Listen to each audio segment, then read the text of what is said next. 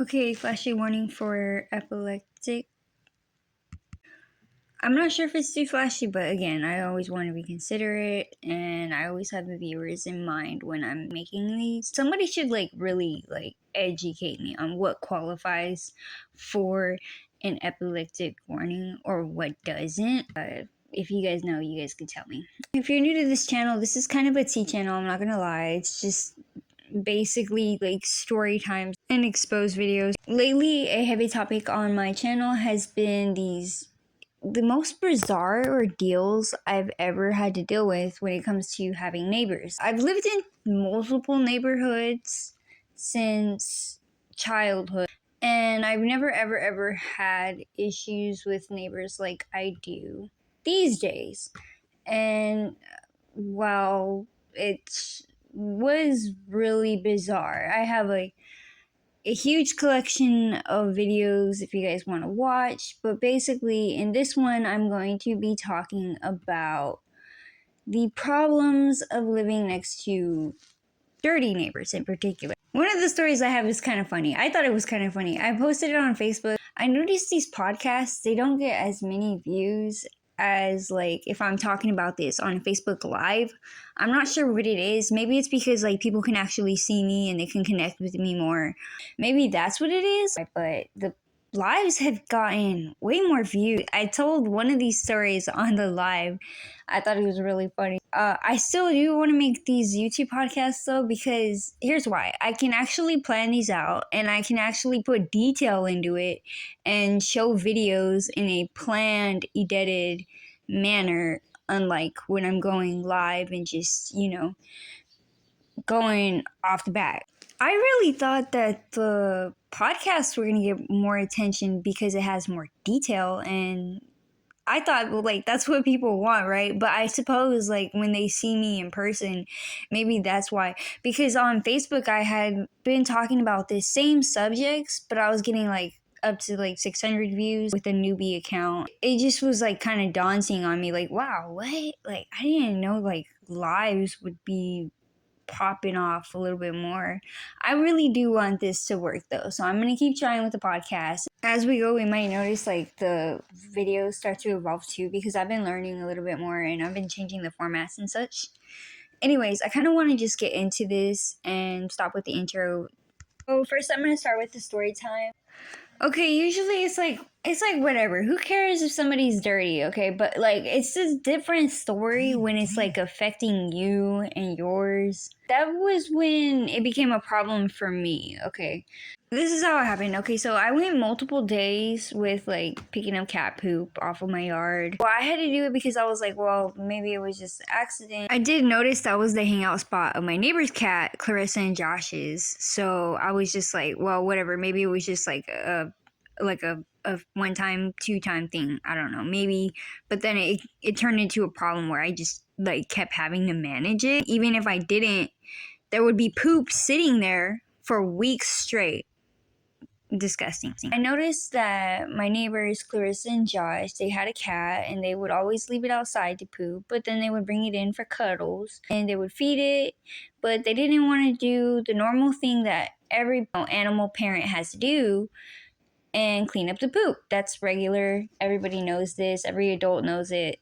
I was just like not really wanting to clean up after their poop anymore, after their cat poop. So I asked them, could you guys please clean up after your cat, please? So their response was kind of ridiculous. If you guys have been following my channel, you guys will know that I've caught them in so many lies, and it gets ridiculous how many times they lie because they just keep doing it. So they decided to lie and be like, well, we don't have a cat and that cat is just a homeless cat. We don't know what you're talking about. Okay, it's like talking to a little kid after a point because, adults, we understand. We all have responsibilities. I mean, even then, I can't even put all kids down because some kids understand this concept very well and they will go through and handle their business and clean up after their pet. I was telling my dad about this and he was like, well, let's just leave it for the gardener. Let's leave the cat poop there for the gardener. But I was like, that's gross though. I don't want to be leaving cat poop. And I don't even think that's the gardener's job, right? Like, I don't think he's hired to be cleaning up after other people's pets. Also, if you've been following my channel, you know that not only do they lie a lot, but they also like to do little annoying things to like low-key get attention from me. So that's exactly what they did.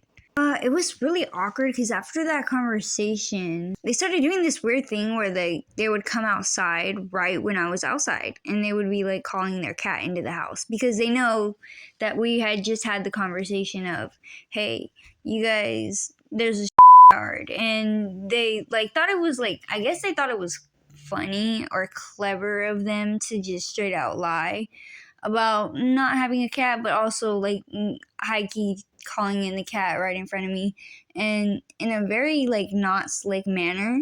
But I mean, little did they think about it, I'm also the one who is gonna turn around and create content and be like, well, I'm gonna just expose it. I don't care. If you want to be a dirty neighbor, if that's what you want to be known for, cool, great, cool. So yes, I'm making content. And you know what? That's been a big part of coping for me, is basically exposing everything that's been going on. Because, you know, what else am I going to do? I'm going to capitalize on the situation. I'm either going to go into fight or flight mode. And I chose the fight mode. And capitalizing on the situation by making, you know, content for viewers is exactly what I'm gonna do. Their little slick way of trying to irritate me with the situation, it kind of backfired, because then I ended up recording one day while they were doing this. And how did I know they were gonna do it when they did it? Because it became such a huge pattern. I literally predicted it. Like, as soon as I got home, I noticed they came outside immediately. One time when I was walking toward my doorway, and I was like, okay, they're probably gonna do some attention-seeking shit right now, so I'm gonna just low-key record. What did they do? They started calling their cat in because they knew we had just had the conversation about their cat everywhere. So I was like, okay, then I guess I'm gonna make some content right now. By the way, can I just like stop to like comment on how vile it is? Because I've caught them numerous times like lying, sometimes even lying with like a fake nice type of attitude, and I think it's just vile. Like, really, just be a good neighbor. If you don't start nothing, there won't be nothing, is what they say. Anyways, this is a video that I recorded of them calling their cat in, predictably. Right after, like, this was not even very long after we've had the conversation about them leaving their cat outside to shit everywhere and them denying that they do so, that they even have a cat. They straight up denied they even had a cat.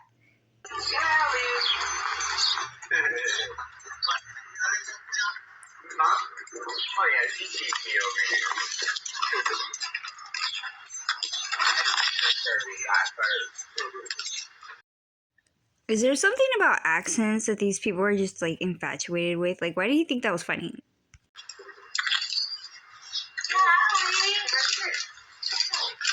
Come here, baby girl. Come here, Kelly. They're calling a cat they said they don't own. Right. It's not theirs, but they're calling it into their house. Like, are you kidding me?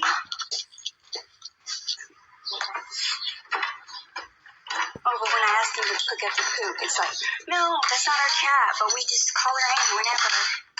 Like, are you kidding me? If you are wondering, yes, I did shoot that video right in front of them, and I said that right in front of them just to let them know, like, hey, I'm making content. And I was just like, like, it's just like, how could you be so smug lying through a wide ass grin? But I mean, not expect any type of backlash. That's the part I don't understand. Like, how did they not know?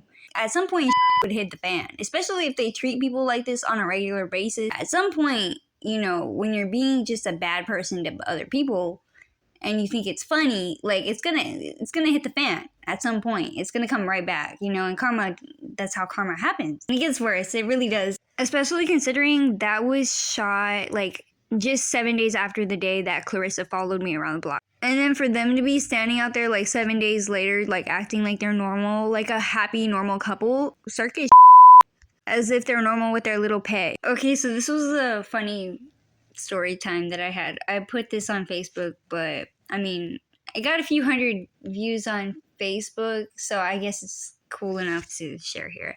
Okay, so basically, I was walking by and Clarissa came out of her house. She had the phone in her hand and she was explaining to me, I can paraphrase it. Basically, she was saying she had the phone on the landlord. For some reason, they were discussing me, and she said he wanted to talk to me. And I guess she had just seen me right when they were talking about me.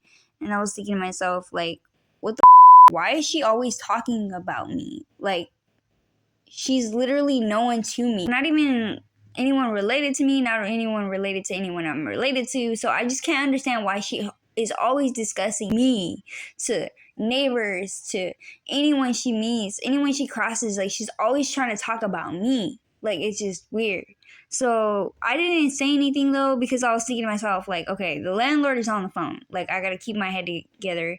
And I had errands to run. I had barely been getting home, which is when she saw me outside. And I was only going to stop by real quick to drop off some stuff and then go back to the hospital and pick up my dad at the hospital because he had been sick. So I just take the phone from her and see what the landlord wants. He just wanted me to go do some papers and yada yada. I was already in rush, but low-key, I had her phone like not touching my face, but close to my face enough so that I could hear him, he could hear me.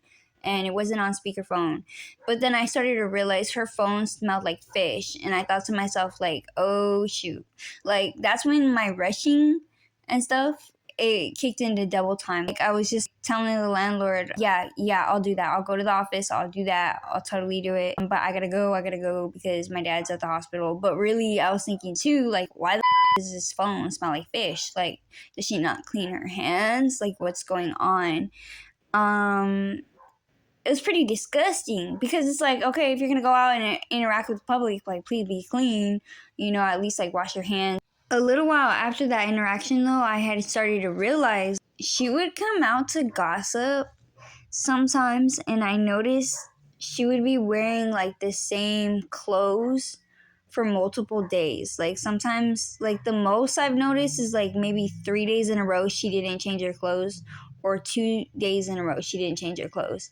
Most recently was the UPS guy. A UPS guy had stopped by to drop off a package, and she came out and she was like, oh, I think it's for that guy that lives over there. His daughter is this and that. I think she called me a name or something, but I wasn't really, like, gonna take it to heart. They say, like, how people treat you, it really has more to do with them than you. So that's why I don't take it to heart. But anyways, yes, I did notice, like, she did go outside and she attempted to gossip about me to the UPS guy, even though the UPS guy was clearly, like, just trying to get to the door to drop off the UPS thing and leave. Like, he clearly was just trying to do his job. But she was standing in the walkway, and obviously that's her only talking point with people sometimes, is antagonistic type of gossip. I don't really know if the UPS guy knows what she was saying, because it seemed like he wasn't paying attention or something. All he said for response was, well, yeah, I thought it was either for you or for him, but it's for him, and he kept walking past her. She didn't really see me, but that moment I opened up the door and I let the UPS guy drop the box, like, right inside of the doorway. So I'm looking at her like, what the that just really happened, right? And she goes into her house, like, acting like nothing happened, because, like I said, she only talks mess when nobody's around, and every time I see her in person, she never really has anything to say. That's the basic cowardice of gossip.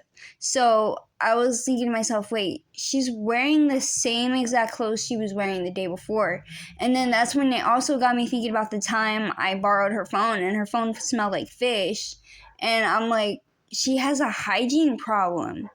See, this is the thing that I don't get with some people.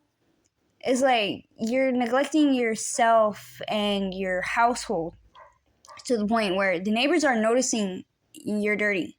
Okay, it's literally noticeable that she's dirty, but she has all this time to talk about me or to antagonize me, and it just doesn't make any sense. It really doesn't. Is my conclusion. Okay. And yeah, I have talked about a few times where, like, even guys, they would notice she would approach them to gossip about, other females, basically trying to impress them with her hatred for other females. It's ridiculous. And that's why I've called her and her little Goonie friends out for being haters and coward gossips, because it only happens when, like, she only gossips about people when they're not around, and usually it's people she envies. Man, it goes deep. When someone's neglecting their own health, their hygiene, and their household, it really tells you something, especially when they have more concern about what the neighbor is doing, aka me, or they have more concern with trying to impress random dudes like the UPS guy. Really, the UPS guy of all people, trying to impress the UPS guy with gossip, while her husband is doing probably not shit. He wasn't even there. And, plenty of men around the neighborhood have been like, why is she always approaching us? Like, especially when it's just a bunch of guys hanging out and drinking, and they'll be like looking at her like, why are you even approaching us with this gossip about a female that is significantly younger than you? You have no business, like, really. And then it's like when she comes outside, she's not dressed, and then there's cat shit everywhere. One time I was in the kitchen, like, doing dishes. There was a loud knock at the door, and I remember it was a male voice, and he said pest control really loudly. I didn't think about it. Later, I did once we started having pest problems inside of our apartment. I went to Lowe's and I had this conversation with a very nice guy that I met there. And he was explaining, if your neighbors have pests and they bomb inside of their house, then they can spread to yours. And then I thought to myself, oh shoot, I do remember pest control going to Clarissa's household. Nobody really notified us, like, hey, there is a pest problem at this apartment. So I was caught off guard. It kind of sucks too, because our couches and our bed and all of the dishes, all of our furniture was new. I just hate the thought of, like, wow, now we're gonna have to deal with this new problem.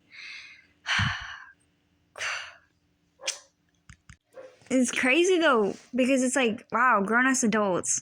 And okay, so some people could make the argument, like my dad, he's such a softie. He's like, well, what if she has mental issues?